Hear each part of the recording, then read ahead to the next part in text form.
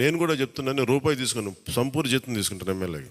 తర్వాత నేను ఇవ్వాల్సింది ఇచ్చేస్తాను, అది పెద్ద పట్టించుకుని. కానీ ఎందుకు తీసుకుంటానంటే, ఆంధ్రప్రదేశ్ ప్రజల సొమ్మును తింటున్నా ఆ బాధ్యత అనుక్షణం గుర్తు చేసుకోవడానికి. ప్రతి రూపాయికి రేపు పొద్దున నన్ను ప్రజలు చొక్కా పట్టుకుని నిలదీయాలి, అందుకని తీసుకుంటున్నాను. నీకు డబ్బులు ఇచ్చావరా మా ట్యాక్స్ పెయిడ్ మనీతోటి, నువ్వు ఎందుకు పని చేయట్లేదు అని ప్రజలకు హక్కు ఉండాలట్టడానికి కోసం నేను డబ్బు తీసుకుంటాను. ఎమ్మెల్యేగా జీతం తీసుకుంటాను. చాలా కాలం అనుకున్నాను, ఎప్పుడు భవిష్యత్తులో ఎప్పుడు ఎమ్మెల్యే అయితే తీసుకుంటానా లేదా అని అనుకున్నాను. నాకు రూపాయి జీతం తీసుకుంటానని అలా కాకుండా నేను సంపూర్ణ జీతం తీసుకున్నాను.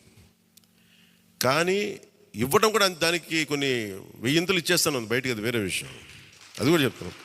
కాకపోతే ఎందుకు జీతం అంటే మనం ఎందుకు తీసుకుంటాం అని నేను ఎందుకు చేస్తున్నాను అంటే, ఈ డబ్బు ప్రజల కష్టం నుంచి, రక్తం, చెమట, స్వేదం నుంచి వచ్చింది.